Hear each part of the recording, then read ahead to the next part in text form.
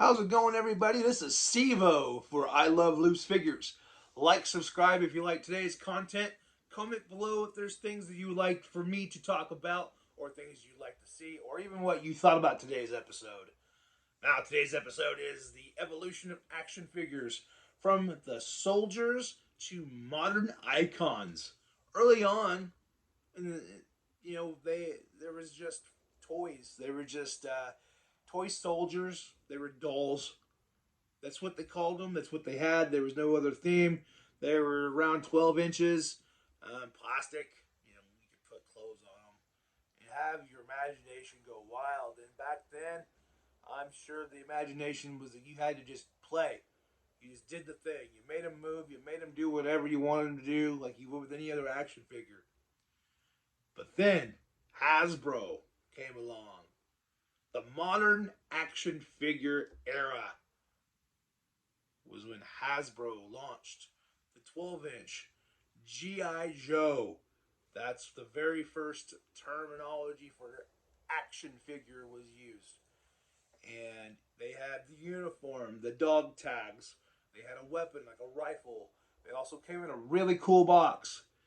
And that was the start of it. And it was the term G.I. Joe during World War II. It was a terminology that was used to describe a soldier. And they took it and they ran with it. And here we are, living in that world. And then we've got the launch of the 3.75 action figure. More playable. A lot easier to move around with. To make them battle, shoot each other, hit each other, break. However you want to see that. 1977 Kenner, Star Wars. When the movie launched, there was a lot of talk about it wasn't going to go very far. The actors didn't even think there would be anything more than the one, even though it was scripted out. They're like, there's going to be another one. But then now we know that Star Wars is one of the biggest social collectible things out there. There's so much of it. It's been around since 77. And the 3.75 figures is now the standard for what we know an action figure would look like. And we love them, right? We absolutely love them. Then we break into the diversity era. After Star Wars, you started seeing in the mid 80s, you started seeing Batman, Spider Man, late 80s, TMNT. And they started getting more out there, getting a little bit bigger, having more functionability. That's the word. Is branching out and getting into more, starting to hint into the licensing a little bit, but not as crazy as it got on a little bit later when you hit the 90s. I mean, late 80s, you still also had Chuck Norris with his, like, they made action figures from Chuck Norris. Also for Karate Kid, the action move, Karate Kid would karate chop the bricks would break off. Amazing. But then you get into the 90s. That's when you really started to see the growth of franchising with the not just franchising, but the licensing of TV shows, comic books, movies. You saw things just explode. I mean, Terminator 2 had a toy line. RoboCop. Man, what am I? There's a lot. There's just a gauntlet full of just 90s amazing action figures that launched everything. Man, the 90s were the late 80s to mid 90s were the best times because the toys were amazing and the video games and stuff like that were amazing too. But the figures, the toys, the imagination, you can make them fight each other, shoot each other, break them apart as they explode. To see how they look on the inside. Bury them. Man, we were dumb with our figures. Man, we broke them. As I did, I broke plenty of GI Joes and cops, and I broke them, man. I know my kid self. If I was to go this to my age right now, go to my kid self and go, yo, don't break the toys. They're gonna be worth money. Hold on to them. But I'm just trying to play. Who are you, dude? Man. But I would really tell myself, hey, tell your mom to get 2 of each thing you get. Don't open one of them. and play with the other one. Play your heart's desire with that other one. Leave one in the package. Would you tell yourself that?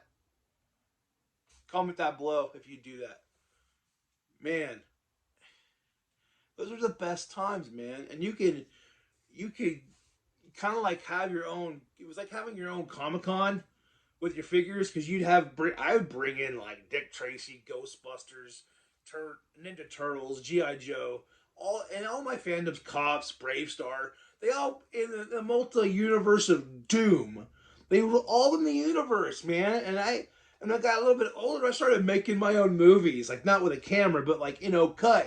Let's do the stage again, and all kinds of creativity. And man, those were the best times. And I think that's why we collect. That's why these toy lines are making money off us now, because we're buying the newer stuff that's coming out because we love that nostalgia feeling of, man, I remember that action figure when it came out, but now it's re-released, and I gotta have that, man. But now we're in the digital age, where you even got the apps where you can collect them digitally. You can also interact with things on your apps, and there's even the NFTs. I'm sure action figures are out there now. I know sports cards are really at that right now with NFTs. But I don't know, man. To own you and about 50 other people owning the same NFT, and I guess it's like an investment. I just don't see it. That's not my thing. But that's where we're at too. The digital age and repos of doom. A repo. Ninja Turtles, for example, used to release every couple of years. Like, I say couple. Every like maybe 5 anniversary days, what it seemed like. But now it's like every year, Ninja Turtles are getting a reprint of an original. And then you have the things like Mutant Mayhem, which is great. It's a movie line. That's coming out.